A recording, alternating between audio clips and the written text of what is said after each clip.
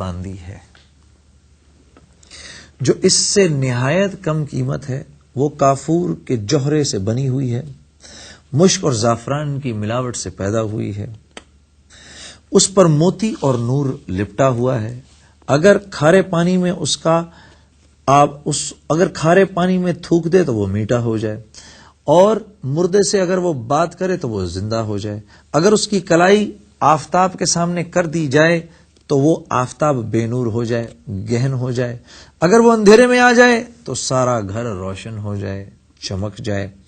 اس باندی نے مشک و زعفران کے باغوں میں پرورش پائی ہے، یاقوت اور مرجان کی ٹہنیوں میں کھیلی ہے، ہر طرح کی نعمتوں کے خیموں میں اس کا محل سرائے ہے۔ تسنیم جو جنت کی نہروں میں سے ایک نہر ہے، اس کا پانی پیتی ہے، کبھی وعدہ خلافی نہیں کرتی، اپنی محبت کو نہیں بدلتی، ہر جائی نہیں ہے۔ اب تم ہی بتاؤ کہ قیمت خرچ کرنے کے اعتبار سے کون سی باندی زیادہ موزوں ہے؟ کون سی باندی زیادہ موزوں ہے؟ اللہ اکبر۔ سب نے کہا کہ وہی باندی جس کی آپ نے خبر دی۔ آپ نے فرمایا کہ اس باندی کی قیمت ہر وقت ہر زمانے میں ہر شخص کے پاس موجود ہے۔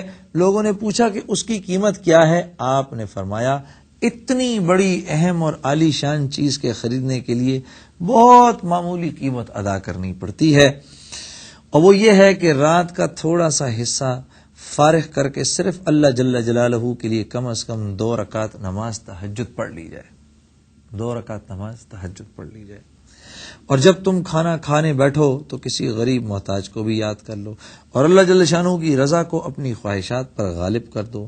راستے میں کوئی تکلیف دینے والی چیز، کانٹا، اینٹ وغیرہ پڑی دیکھو تو اس کو ہٹا دو۔ دنیا کی زندگی کو معمولی اخراجات کے ساتھ پورا کر لو، اور اپنا فکر و غم اس دھوکے کے گھر سے ہٹا کر ہمیشہ رہنے والے گھر کی طرف لگا دو۔ ان چیزوں پر اہتمام کرنے سے تم دنیا میں عزت کی زندگی گزارو گے، آخرت میں بے فکر اور اعزاز و اکرام کے ساتھ پہنچو گے، اور جنت جو نعمتوں کا گھر ہے اس میں اللہ جل جلالہ امن والہ کے پڑوس میں ہمیشہ ہمیشہ رہو گے۔ اس باندی کے آقا نے باندی سے خطاب کر کے پوچھا کہ تو نے شیخ کی باتیں سن لی، یہ سچ ہے یا نہیں؟ باندی نے کہا بالکل سچ ہے، شیخ نے بڑی نصیحت اور خیر خواہی اور بھلائی کی بات بتائی ہے۔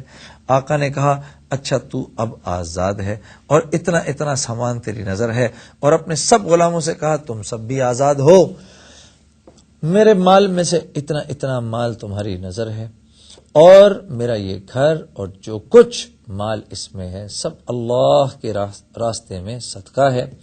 اور گھر کے دروازے پر ایک موٹے سے کپڑے کا پردہ پڑا ہوا تھا، اس کو اتار کر اپنے بدن پہ لپیٹ لیا، اور اپنا سارا لباس فاخرہ اتار کر صدقہ کر دیا۔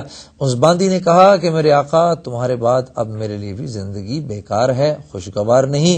اس نے بھی ایک موٹا سا کپڑا پہن کر اپنا سارا زیب و زینت کا سامان اور اپنا سارا مال صدقہ کر کے آقا کے ساتھ ہو لی، اور مالک بن دینار رحمۃ اللہ علیہ ان کو دعائیں دیتے ہوئے رخصت ہو گئے، اور وہ دونوں باندی اور آقا اسی طرح اس سارے عیش و عشرت کو طلاق دے کے اللہ کی ذات عالی سے رشتہ جوڑ کے اللہ کی عبادت میں مشغول ہو گئے، اور اسی حالت میں ان کا انتقال ہوا۔ آئیے ایک چھوٹی سی بریک لیتے ہیں، اس کے بعد دوسرا واقعہ پڑھیں گے۔ محمد کا روزہ قریب آ رہا ہے۔ پہلا واقعہ آپ کو سنایا، اچھا جی دوسرا واقعہ سناتا ہوں۔